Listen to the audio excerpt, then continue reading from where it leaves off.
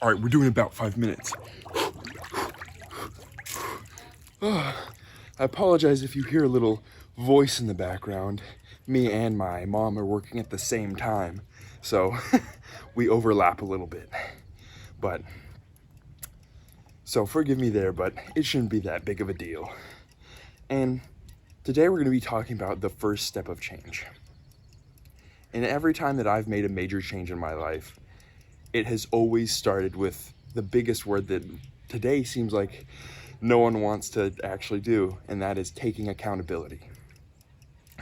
Scary word, being accountable and responsible for, everything that has happened up until this point in your life, wherever you are in your life now. Taking accountability has always been the first step of change, for me at least. Because we may be thinking, oh, I can just forget my past. And we may feel like that for a little bit, but trust me, whatever you have following you around in your mind, facing it and then overcoming it and saying, okay, how can I change my life now, has always been at least the truest way to changing myself that I have found.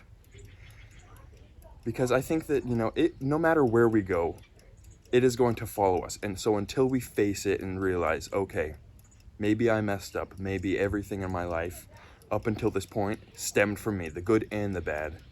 And until you face that, I don't think true change really occurs. And it's kind of a scary thing. So it's learning to accept, first off, wherever you are in your life, whatever you have in your life, the good and the bad.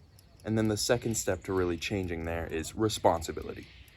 You got to take responsibility for your life and say, okay, I did this, and this is where I am now. What can I do to change and, get my better life that I want to live? And so, and once you've truly faced that, which it is scary, man.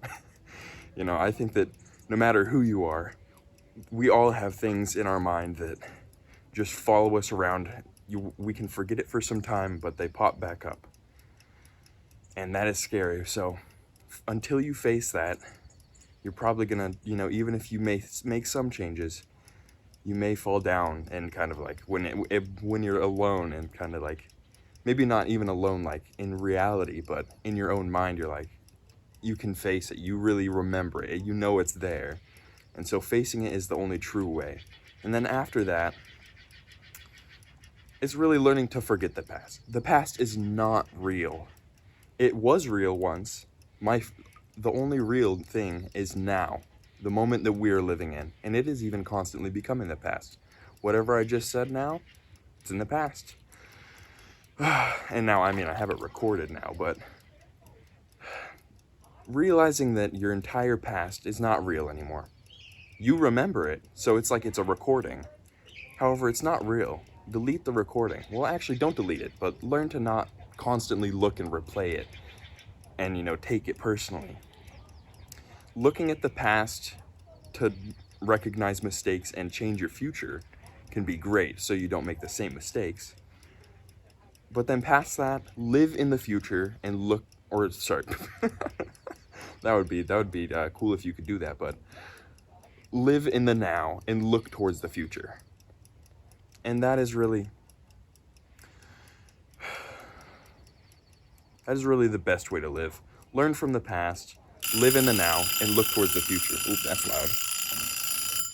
She probably isn't gonna like that. My bad. But take accountability for whatever you have in your life, good or bad. Everything in your life has come from you. And so that is really why self-improvement is so good. Improve yourself and your life will improve. But first, it starts with taking accountability. Learn to just say, okay, you know what? Everything in my life, good and bad, it has stemmed from me. And so how can I change it? And then you can truly change. All right, let's dunk. Yeah, that's nice. Oh. Sometimes these overcast, cloudy days with like the raven in the background and like doing my cold tub makes me feel like I'm in like a Swedish Viking film or something. All right, odd way to end it off, but I hope you have enjoyed and have a great day. Bye-bye.